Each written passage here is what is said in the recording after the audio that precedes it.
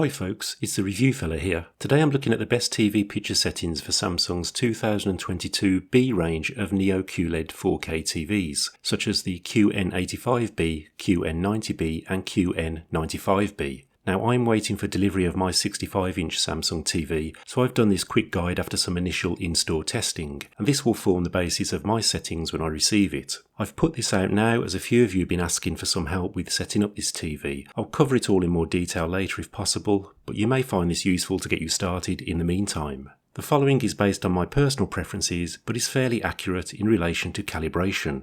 I mainly use my TV for watching standard dynamic range content via a cable TV box, also streaming HD and HDR content via Amazon Prime, Apple TV, Netflix and Rakuten. I also game with the PlayStation and Xbox. And very occasionally I watch DVD or Blu-ray movies, but not that often these days. One of the most important decisions to make is the picture mode. This is a preset and will fundamentally change your viewing experience. For accuracy and for the best match to a calibrated image, choose movie mode. This is ideal for watching all types of content with accurate lighting and colour, and is my recommendation. But hold your horses for a second as we have more choices. If you really want a true cinematic experience, then try filmmaker mode. This disables all post-processing, it maintains the source content and frame rate, and it also turns motion interpolation off. It will represent the content accurately as the filmmaker intended, but it will lock you out of most other settings. If movie mode or filmmaker mode are not for you, maybe you find them too dark or too warm, and I understand some people do, then I suggest you try standard mode. Standard is usually the default mode out of the box for a reason, and it gives a good image for mixed content. You'll find the image somewhat brighter, but much cooler. It can make lighter skin tones look rather blue and cold though, and it's not considered very accurate. At the end of the day, choose whatever makes you happy.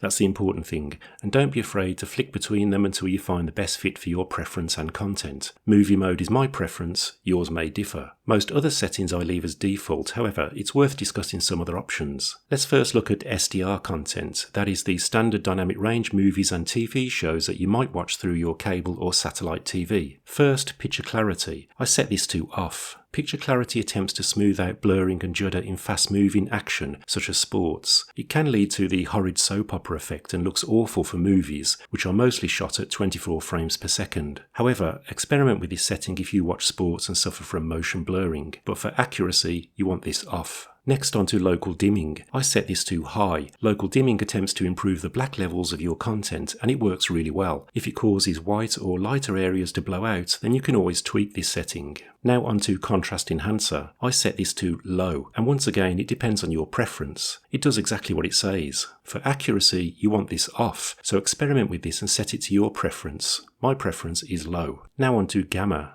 I set this to BT1886, which is now industry standard and recommended by the ITU, and many creators of new content aim for this gamma, so it makes perfect sense. You can also try 2.2, try them both and see which works well for you. Colour tone I set to warm 2, which is the most accurate. If you find the picture too warm, then this is a good place to make some adjustments. Try warm 1 for example, to cool the image down a touch. If you're a gamer, then I suggest you set game mode to on or auto. This will auto switch to the correct settings when you start your console. I don't do anything else with this. Brightness optimization should be turned off for the most accurate image, but if you find the TV too bright at night and too dark in the day, then you can experiment with this setting to have your TV auto adjust brightness based on ambient light conditions. You could set a minimum brightness of 21 for example, but for accuracy, turn this off. Next on to motion lighting. This is an energy saving feature which attempts to adjust picture brightness based on movement. I turn this off. I also turn brightness reduction off. Also check that you have TV usage mode set to home mode. If this is set to retail mode, it will push all the levels up and look terrible. Retail mode should only be used on display models which are trying to produce a good image under the intense lighting of the TV store, not to mention trying to stand out in a sea of other TVs. Now on to HDR content. High dynamic range is auto-enabled for native apps, so when you stream a HDR TV show or movie via Amazon or Netflix for example, the TV auto enters HDR mode. Brightness will auto be pushed up to compensate for the darker nature of HDR content.